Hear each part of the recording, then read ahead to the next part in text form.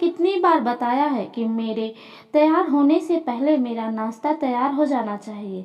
शादी के 25 सालों बाद भी मुझे क्यों बार बार एक ही बात बतानी पड़ती है? लता, तुम्हें क्या है? तुम तो आराम से घर पर रहोगी, मुझे काम पर जाना पड़ता है।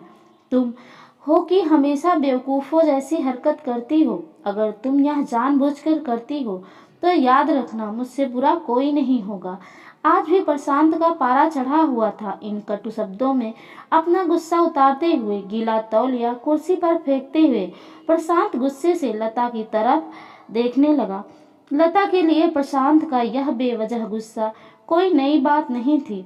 वह महीने में 3-4 बार ऐसे ही लता पर बरस पड़ता था। पहले पहले लता इसका विरोध किया करती थी, लेकिन जब कई सालों तक प्रशांत में कोई बदलाव नहीं दिखा तो लता ने खुद को ही बदल दिया। अब प्रशांत के कुछ भी कहने से लता को कोई फर्क नहीं पड़ता था। प्रशांत की हर बात वो चुपचाप सिर नीचे झुकाए सुन लेती थी। शादी के पहले 5 साल तक लता ने पूरी कोशिश की थी कि प्रशांत को बदला जाए, लेकिन फालतू का गुस्सा करना और बाद में लता को भला बुरा कहना या मानो जैसे उसकी आदत बन गई थी। कोई भी बात विवाद होता तो प्रशांत सीधा लता को बोल देता, अगर मैं तुम्हें अच्छा नहीं लगता तो क्यों नहीं चली जाती अपने मायके, क्यों रहती हो मेरे साथ। इतना सब कुछ होने के बावजूद लता प्रशांत के साथ रहती थी, क्योंकि उसे अपनी बेटी की फिक्र थी। और वह जाती भी तो कहाँ, अपने बूढ़े हो चुके माँ बाप को इस उम्र में परेशान करना वह नहीं चाहती थी। समाज और लोग क्या कहेंगे, यह भी तो उसे देखना था। वह इतनी पढ़ी लिखी भी तो नहीं थी कि खुद जाकर कोई नौकरी कर सके और अपना और अपने बेटी का पालन पोषण कर सके।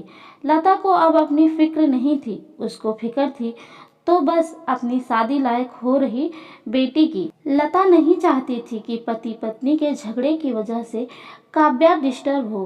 काव्या की पढ़ाई पूरी हो चुकी थी, उसके लिए अब शादी के रिश्ते आने लगे थे।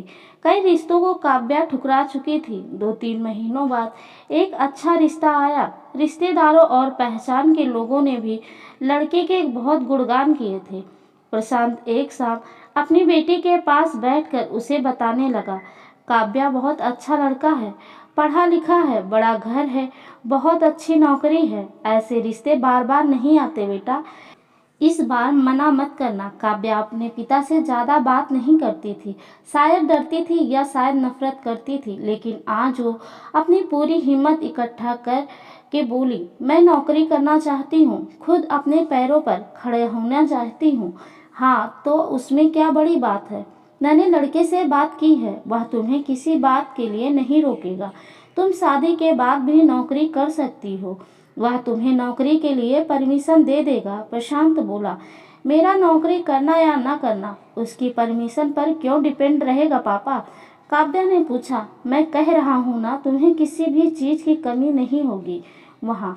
ऐसे रिश्ते बार बार नहीं आते, इसे ठुकरा मत, बहुत खुश रहोगी तुम वहाँ।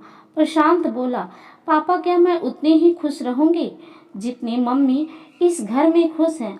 काव्या ने तंज कसते हुए कहा, आज तुम्हारी जबान कुछ ज्यादा नहीं चल रही है? प्रशांत गुस्से से आंखें बड़ी करते हुए बोला, पापा मुझे शादी ही नहीं करनी है, क्योंकि शादी के बाद अगर वह लड़का आपके जैसा निकला तो मैं क्या करूंगी?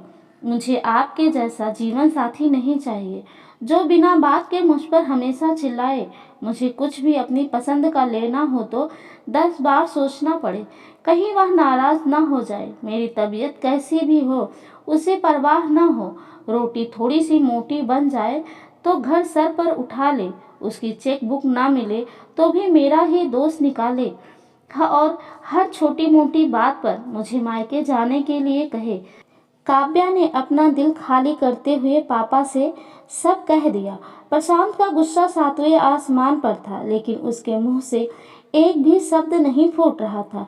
वो काव्या की बातें सुन रहा था। काव्या उतना ही बोलकर चुप नहीं हुई। आज पहली बार वह अपने पापा के सामने इतना कुछ बोल रही थी। पापा, आपने माँ के साथ हमेशा गलत व्यवहार किया है। आप अपने ऑफिस का गुस्सा बिना सोचे समझे माँ पर उतार देते हैं, कभी इस बात की परवाह भी नहीं करते कि उन्हें कैसा लगता होगा। आपकी बातें सुन सुन माँ ने अपना स्वाभिमान खो दिया। प्रशांत आज पहली बार अपने किए बर्ताव को महसूस कर पा रहा था। वो इतना ही बोल पाया, जो तुम्हारा मन है वो करो, मैं तो इतना बुरा हूं ना। काव्या ने प्रशांत का हाथ पकड़ा और बोली, पापा मुझे सिर्फ एक सवाल का जवाब दे दो, क्या आप चाहेंगे कि मेरा पति आपके जैसा हो? अगर आपका जवाब हाँ है, कर दीजिए मेरा रिश्ता आज ही, और ना है तो मुझे आत्मनिर्भर बनने दीजिए। प्रशांत कुछ भी ना बोल पाया और वहां से चुपचाप बाहर चला गया। आज उसे लता के सामने जाने में शर्म आ रही थी। चलते चलते उसकी आंखों से आंसू बह रहे थे। प्रशांत ने आज से अपने आप को बदलने का निश्चय किया। अगले दिन से लता ने अपने पति में काफी बदलाव देखा। वह सोचने लगी कि जो हिम्मत काव्या ने दिखाई है, वह हिम्मत अगर मैं पहले ही दिखा देती तो शायद आज परिस्थिति कुछ और होती।